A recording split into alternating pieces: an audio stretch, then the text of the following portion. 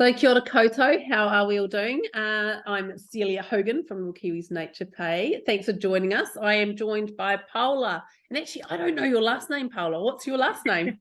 My last name is a very complicated one. It's Llosa De Rowlan because Okay, I'm from South I'm America. glad you've said that. Yeah. Thank you so much for joining me, Paola. It's really great. You attended a workshop I ran a couple of years ago, and then we were at a conference together about a month ago, and you came up to me, and it was just really nice. What I love is when people come up and just share what their journey's been since a workshop that they've attended, whether that's been the workshop's just instigated the passion within, or it's really just helped kind of consolidate your thinking. So I'm really pleased that you came up and shared with me. Maybe do you want to just start by sharing a little bit about what your background is, what you're currently doing, and then I'll just ask you a couple of questions. I want to run this like a little bit of a case study so that people can understand what nature education is about, and maybe a little bit about what our workshops offer, but also what you can do with that. So yeah, tell me what you're up to, Paola.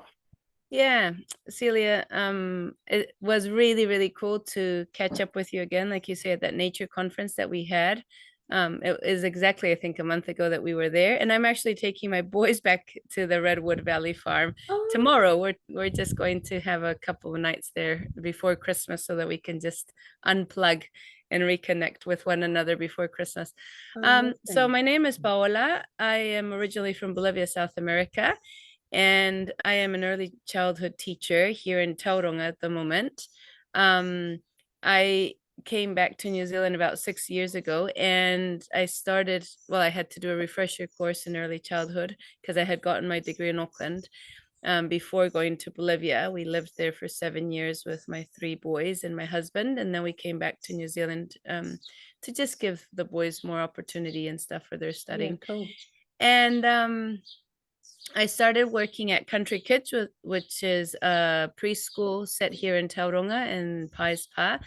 It is a beautiful preschool in the sense that the vision that the owners had from the very beginning is they wanted to have a very rural setting. Yeah. So despite the fact that we're in a very urban area, it's a center that has had the privilege of having a lot of land on it and a lot of animals. And we're literally right next to a rest home, Wow. in the middle of suburbia, but we have it all when it comes to farm animals and stuff. And it's just been fascinating.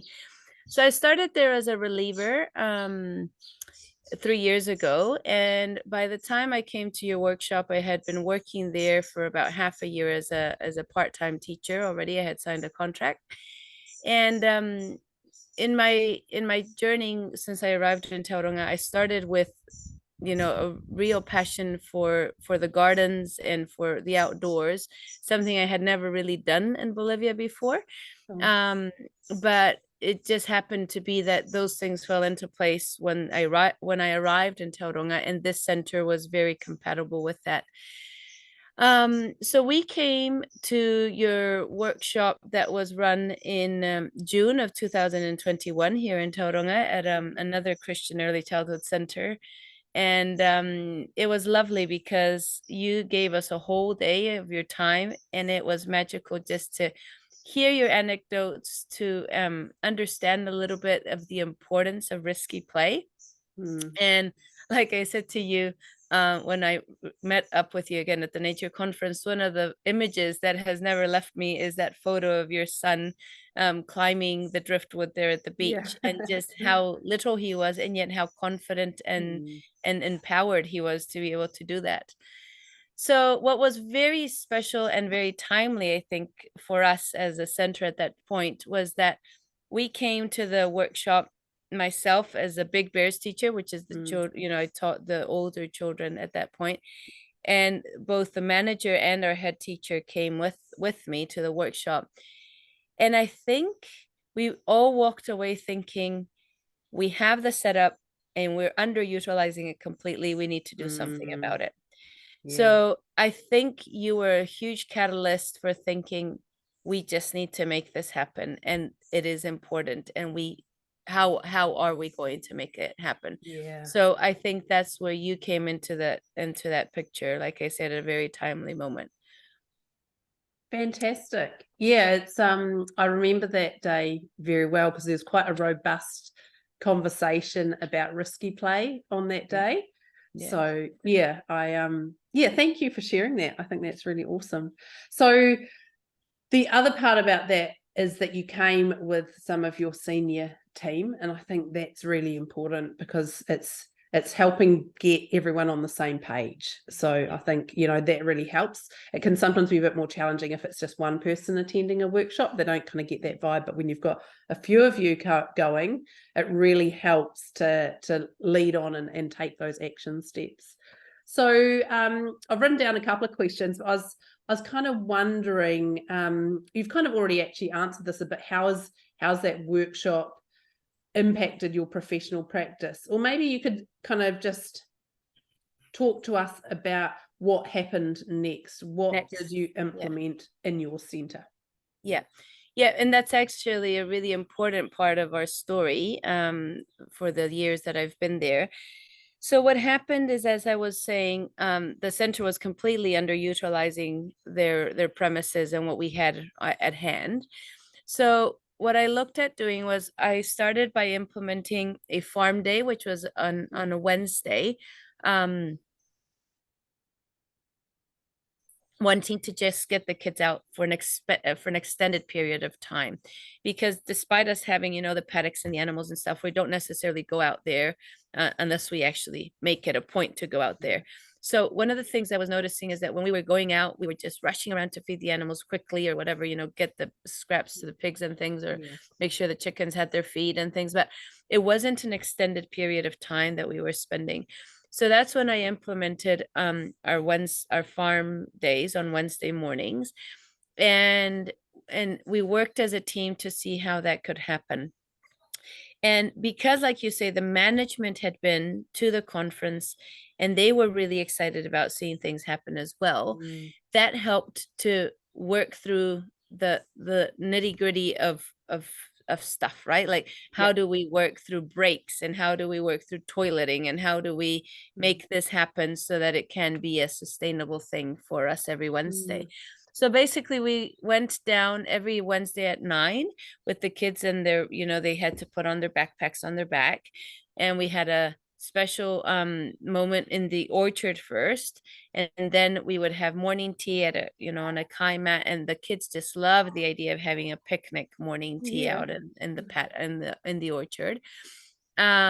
And then after morning tea, in which time we would have the breaks for us teachers, because we were close enough that we could go in to have our morning tea as well. We would then go out to further down the farm, which is where the pigs and the cow and the hills and things are. So then we would spend all morning out there until about 11:30, sorry. And then we would come back to the area that we call the fire pit, because there's a built-in fire pit at our center. Unfortunately, not necessarily to build a fire, which would have been my ultimate, day at the farm, would have been to be able to finish with a fire moment. But to then actually sit around the fire pit and to have a story time, based from our story box, like I was talking to you about as well. I'm very passionate about stories. And so just that storytelling moment, and the kids came to respect that whole process a lot. So what happened, and I think, and this is what I was so keen to explain to you and share with, those who will be watching this video, is that yes, it's a farm-based setting, and yes, there's a lot to do with the animals, and yes, there was a component to do with the gardening, when we set up some beds and stuff, and planting seeds, and we were able to plant potatoes and then harvest them, and in another season we were able to plant pumpkins and harvest them. So there were those farm components that were very doable and very much, they would lend themselves because of our setting. But what started to happen is, because we had that extended period of outdoor play and it was very unstructured, we started to see the magic happen of, climbing the trees. And all of a sudden it was all about the climbing of the trees, and how can they get up, and how can they get down, and how can they hang on to it for a bit longer, or just providing something like tires, old tires, and rolling them down the paddock. And then, okay, now we'll follow with our bodies, and so then how do they roll down the paddock? What's happening with Wonderful. all these wild daisies going around? Well, we'll pick the wild daisies and we'll enjoy them, and we'll make little bouquets to take to our moms, um all the wood being stacked up to get burned, after pruning season. Well, we'll make a hut in there, and we'll just build a hut and have a space that is just a little enclosure for us. Or there's a big pile of dirt because they've been doing some building and they've been bringing out this pile of dirt, so we'll just bring out the shovels and build stuff in the dirt and get mud, and we'll make stuff in our mud kitchen and stuff. So I think the biggest take from so I ran the program for 2.5 years, every set Wednesday, rain or shine. And that was the other thing too that you taught me, that it's okay to go out in the rain. As a Bolivian, I'm not used to playing in the rain, and that was a big thing that I needed to learn. But we got out in the rain, and we got out with our rain jackets, and it was okay. I mean, we had to adapt the whole eating part and stuff when it was raining, and the kids loved it. They loved just being able to get wet and do that. So, but what I'm trying to get to, what's happened during those Wednesdays, is that you give the children time of unstructured play out in nature, and they will create the magic. You don't need to do anything other than just sit by and watch, and possibly maybe bring a few resources or enable them, to be safe under the wood pile and not have the plank fall on them or whatever. But you are just the spectator, and you are watching the magic of early childhood at play in its best, in its best environment, is really what happened with those Wednesdays. Oh, it's so lovely to hear. And I think it's just that the magic will happen. It's just such a lovely phrase, isn't it? Because that is what nature play is. And I think we get caught up and in that whole that we need to provide things. And I definitely, like in a lot of my workshops, I do talk about loose parts and resources and stuff. For me, that, when I'm talking about that stuff, it's kind of a stepping stone to understanding that nature actually provides the loose parts that children need, combined with their imagination and creativity that they naturally have, and their ability to just be present and in the moment. They have everything that they need. So how lovely. And I guess maybe just as a team, did you talk about these observations of what you noticed with the children and how they played and how beneficial it was? Did you have a lot of conversations about what that day was doing for your tamariki? Oh, yes. And so what happened is, as a team, initially, I tend to be a very organized person, and I like structuring things. So initially, I would try to organize things very much so, like, today we're going to take out the ropes, and I hope that they play with the ropes. And so initially there was a lot of structure around what activities were going to take place that we were going to instigate and we were going to start. But that soon, when the time was there and it just became a natural thing that we did, those activities no longer needed to exist because the children were the ones who started it, right? So that was the first thing that happened very naturally, is we went from a very structured sort of a morning to a very unstructured morning with rhythms. I mean, Kimberly Crisp talked a lot about this too at our nature conference, about the fact that the rhythms give the child a sense of what's next. And so yes, we had the rhythm of the morning tea, and when moving from the orchard to down to the farm, and the story time. And so there was a rhythm, but what happened in between those times was very much them. So that's the first thing that happened. Can I ask one wee question in there? Like, what I find is, when teachers are new to this, often, and I can say this for myself, when I set up my bush kindy, I set up, themes for each session, because I was just like, that kind of helped me with trying to plan the sessions. But as time went on, I was like, this doesn't work. That's not what the children need. They often don't follow it.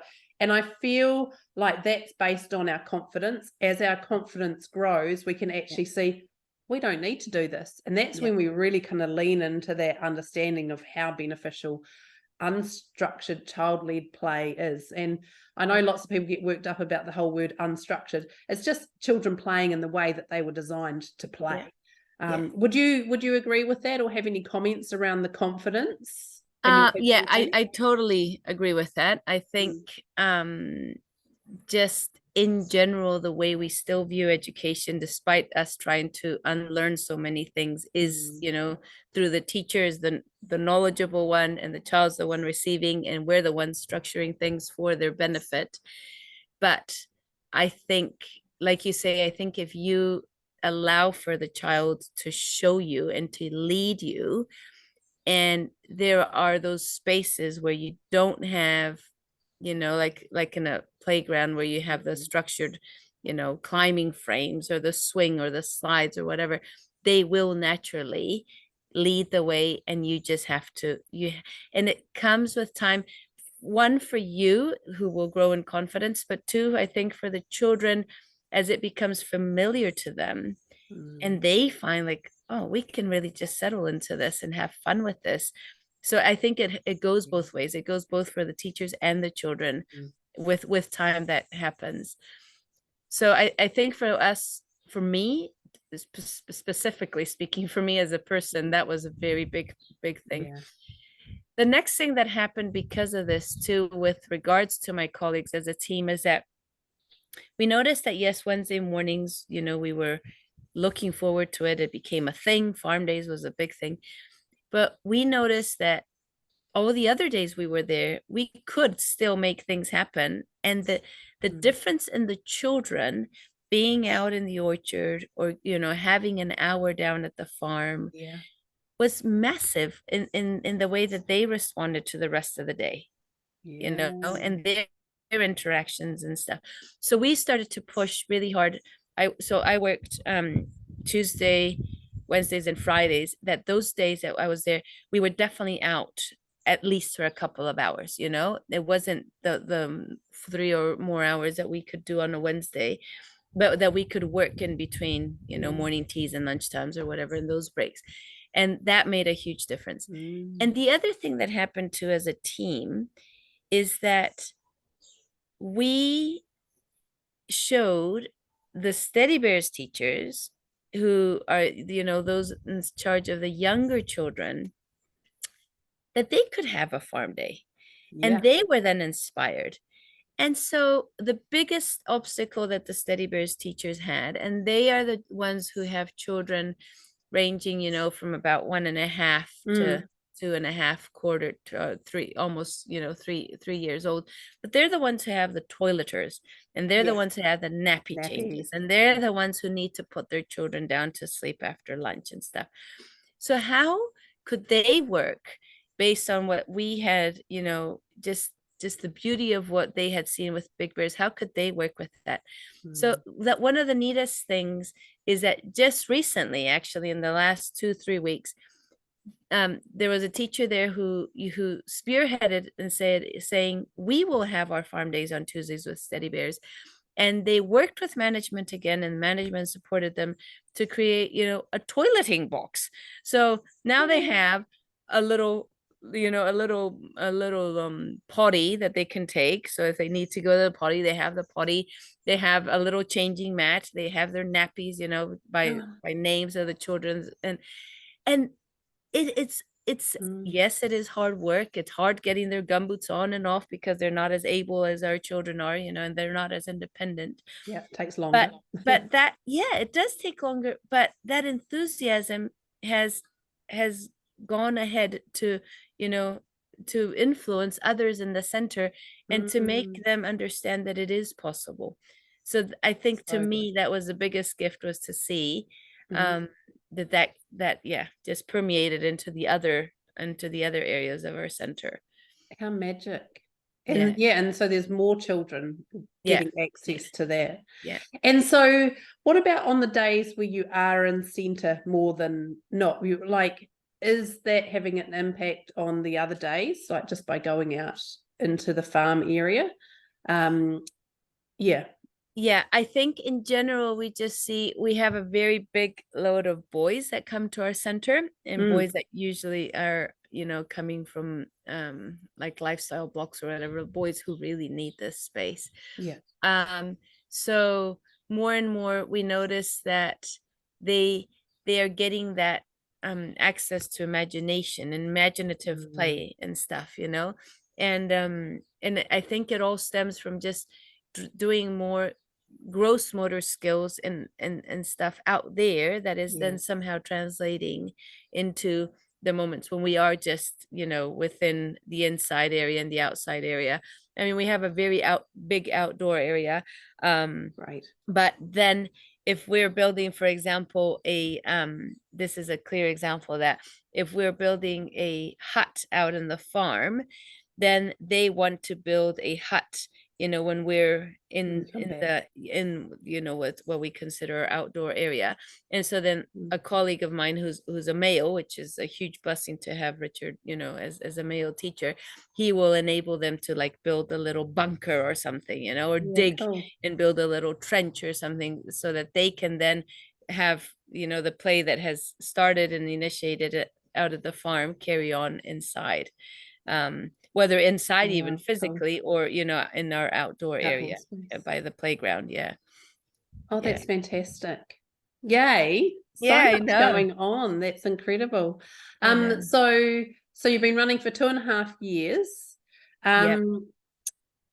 Just thinking back to the workshop, like you kind of said that it was the risky play conversations. Was there and the weather stuff was kind of important, and the benefits. Was there anything else that stood out that's really kind of supported you, or those were the kind of main 3 areas? I'm just interested personally. I would say actually. definitely those 3 areas for me were the key thing. Personally, I still found the whole fire thing that you introduced and fascinating. I wish I had been able to run a bit more with that, with the fire, especially seeing that we have a fire pit. But I do still think that fire is an amazing thing for kids to do. And the reason why I talk a little bit about in the past when I talk about my experiences with the center is because I have now finished there. I finished there as of the 8th of December. We're moving as a family to the South Island. So I finished my work there. So that's why I talk a bit of, what we were doing or whatever, and which I won't be carrying on in the new year. But the second to last Wednesday that I was there, I wanted to push a real big thing with the fire. And the nature conference, we had that workshop with Rob's, was it? Yes. About fire. And so that got me even more motivated about the fire.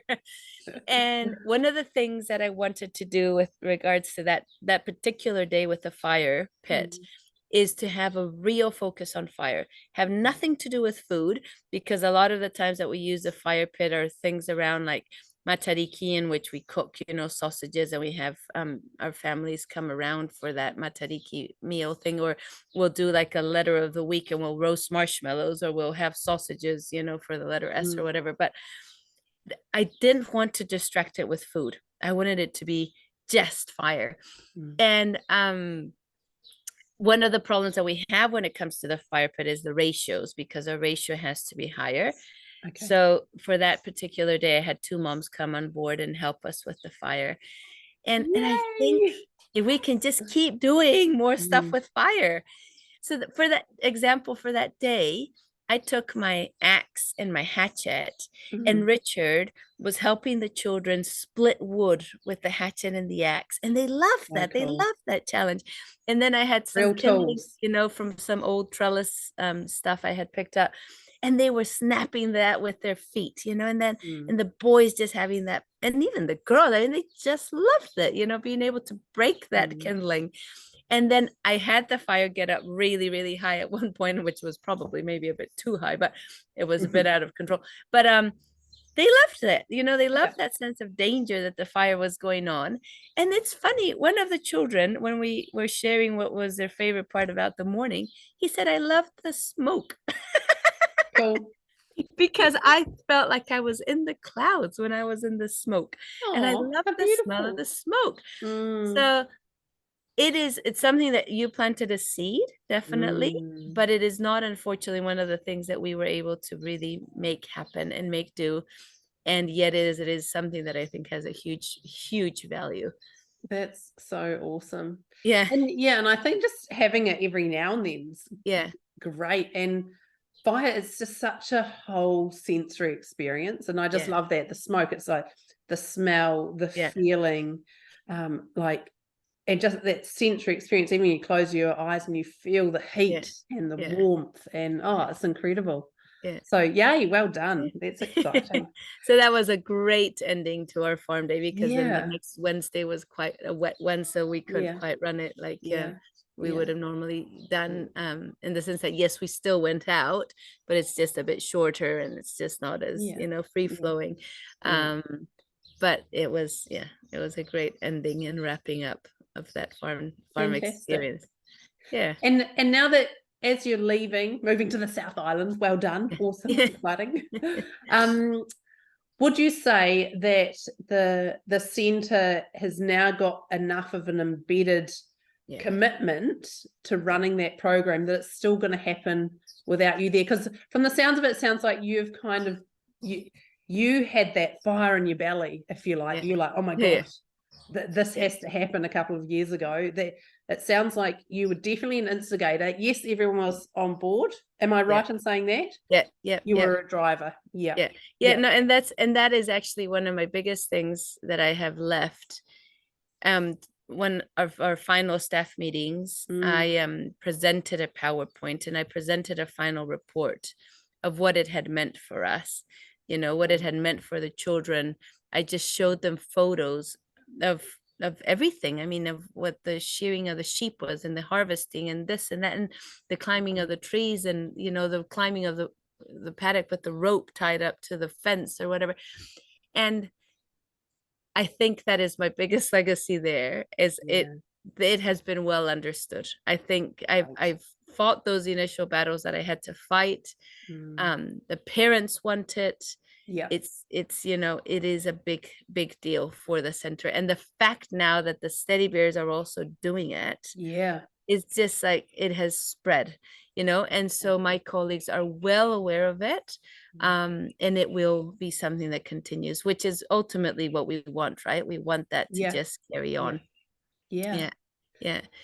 Right. So Oh yeah, you just go. one quick thing I want to share with you. Mm, As I move down, and based yeah. on our nature conference, I'm not quite sure where I will end up there, and if we will have the setting Mm, that we had here that enabled us to be able to have days like that so easily on premises.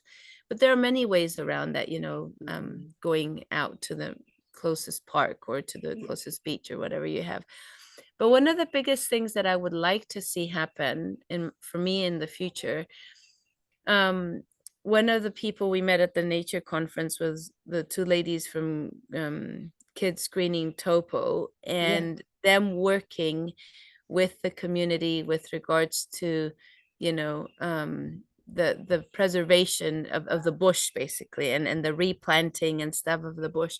Mm, So I do think that more and more, I feel like yes, we have to be able to enjoy risky play and stuff, but we need to continue to see ourselves as early childhood educators ultimately, and that we are the ones who are instilling and educating our children mm, through those moments of being out there, so that then they can spread that urgency and that need for us to make a difference, whether it be in a reserve next door or whatever, that they can understand mm, how we can make an impact. And it's the way that I think it's sustainable. So as a mm, matter of fact, when we're driving down mm. to go to Blenheim, I'm going to one of their workshops of Oh, cool. the ladies who run Kids Screening Topo, because they have a bit of a working bee day in one of the last, I believe, bush bits that they have around Topo, Yeah. to talk about, identifying what are bad weeds that we need to be Yeah. eradicating, what are the good things that we need to be planting. Because I think to me, that is something that I could have potentially done better with the center, because we backed onto waterways and things, and we could have worked more with that. Um, but I think that is something that I feel quite strongly about. Just the impact that we can have as educators, to as we are out in the bush, or out in nature, how can we impart those things to the children so that they can then carry that on? I feel that by taking children out for nature play, that is where you start with environmental education. Because if children don't have those experiences of nature, then they're less likely to to care for it and love that space. So by just taking them out regularly and making observations, you're actually building that foundation. So nature play is a foundation of so many things. Yes, it's about the physical, the emotional, the social development. It's about resilience, it's about well-being, but it's also about understanding our planet and what sustains us. So I think, nature play for early childhood, that is the foundation of environmental education. And that we build on that. Yes, we can, and we do share, like with some of our bush kindy, we go around and we do talk about plants, but it needs to be led by the children. So if they take that interest in going, oh, why is this waterway dirty, then you can explore that. And I think if we are in early childhood, if we're really setting that foundation there of that love of nature, hopefully we're then enabling the primary age children to really kind of lean into that and connect the two pieces. And so I think that's one of the spaces that we can work on. Like a lot of the councils around New Zealand have some fantastic programs around environmental agency, and doing that, exactly what you're talking about when they're at that kind of level. So I feel like nature play actually is that foundation, because if they're not playing in nature, they're not learning to love it. So you need to have that first before you can start bringing in all the other stuff. Because until you love something, you're not really willing to stop it.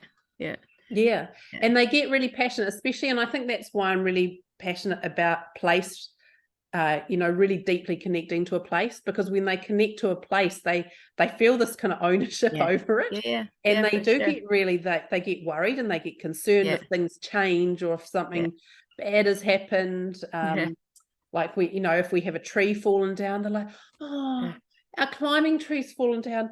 Oh, this is so sad. Like there's the emotion, but there's the understanding about the weather and the storm that brought it down and what that then means. But they're like, oh, well, we need to look after our trees so that they can stand tall, so we shouldn't dig around their roots. Exactly. They process these things in random ways. So that's awesome. You'll have a fantastic time with them. They, or a couple of them a few years ago, came on one of our 2-day weekend workshops, the people lovely. from Kids Greening Taupo. So there's a nice little circle there as well, which is really cool. That's great. Our industry is all very small though, isn't it?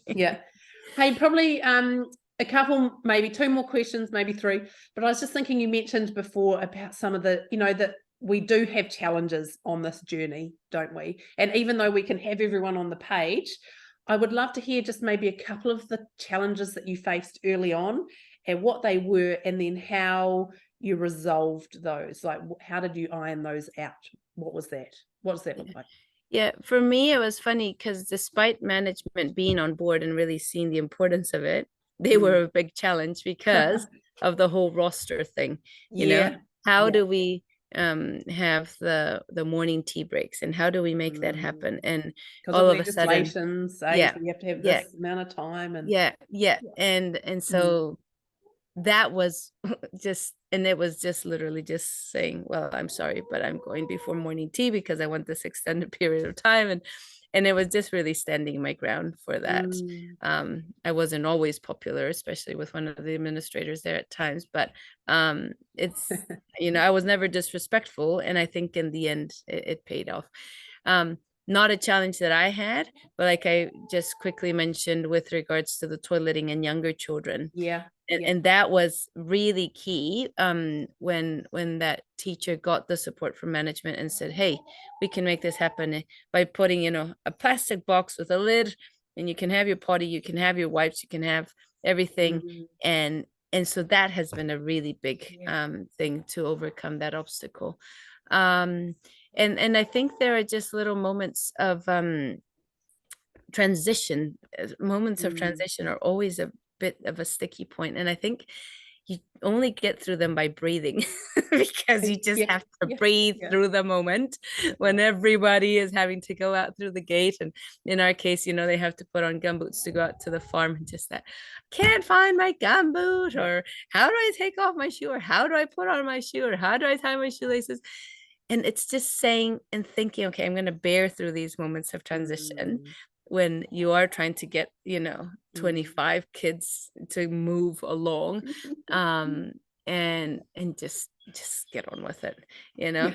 And I think you just have to overcome those moments literally by just taking a step aside and breathing and being okay with it. So I think those would probably be the three biggest challenges, which I think are not, you know, insurmountable, but I think depending on the person and the place can feel like big things. Yeah. And I think that's it. Sometimes our mindset's like, oh my gosh, this is huge. But then when we work through it, it's like, actually, and it's having that philosophy that there is no problem unsolvable, that we can always figure out a solution. And that's also what we're trying to embed in our tamariki, isn't it? To have the ability to solve the problems of, you know, their lives, their world, and stuff. So that's fantastic, figuring that out. Okay, so the last kind of question that I'm keen to ask is just what would be your parting words of wisdom for someone who is wanting to do this? What would your recommendations be? Where could they start? How to go about starting up a nature play program? Top tips. Yeah, I think the top thing is, which we mentioned at the beginning, you have to start the journey with your management on board. I think it is really important that you sell the idea to your management first, that they understand the why behind it. Whether you need to come up with research or theory or videos or anecdotes or photos or whatever, you need to sell, or take them to a workshop of yours, you know, like it's like do something that gets them excited, that they think, yes, whatever obstacle we need to overcome, we can do. Secondly, just take the time to think of the why. You know, why are you wanting to do this? It is because you want to see the children at their very best, which is that magic of allowing and enabling them to just discover play in what is surrounding them, in I don't know, that just moment that you think, this is why I love early childhood, you know. So why are you doing it? You're doing it because it's worth it, you know. So you're answering that deepest longing that children have which is just discover and push themselves. And I think the third thing is, don't be afraid to ask for help. I think you would be surprised if, you know, it's a matter of spaces or ratios, or how do you make this happen with only 2 teachers who are, you know, on board at whatever.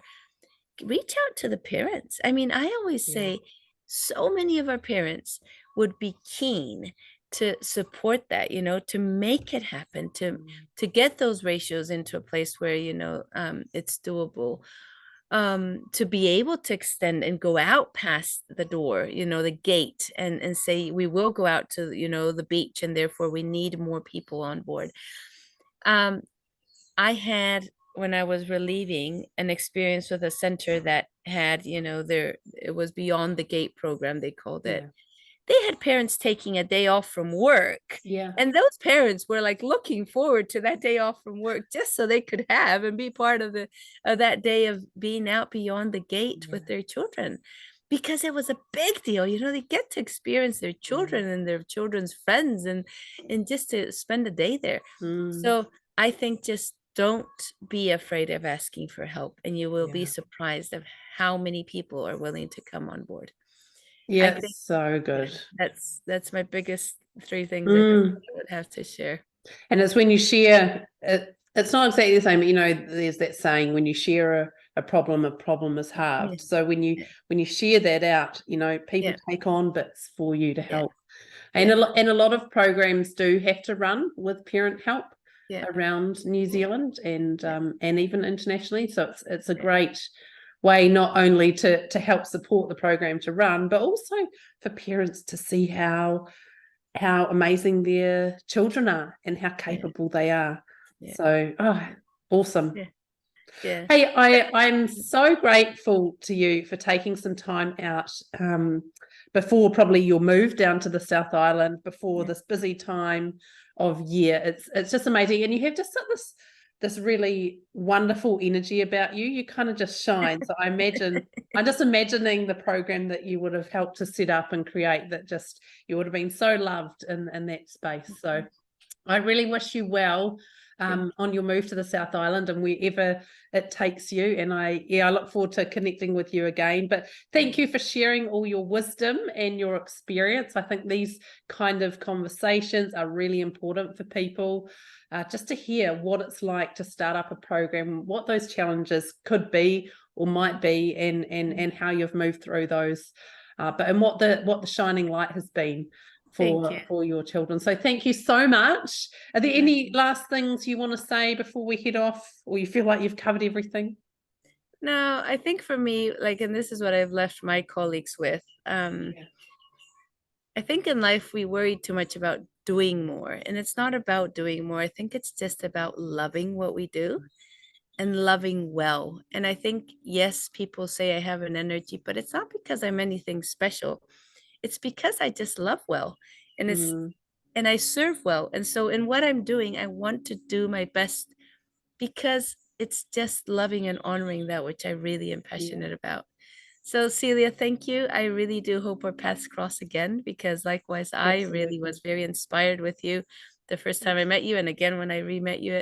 And I just hope that we can continue to work as a network here in Aotearoa and making a difference in the world.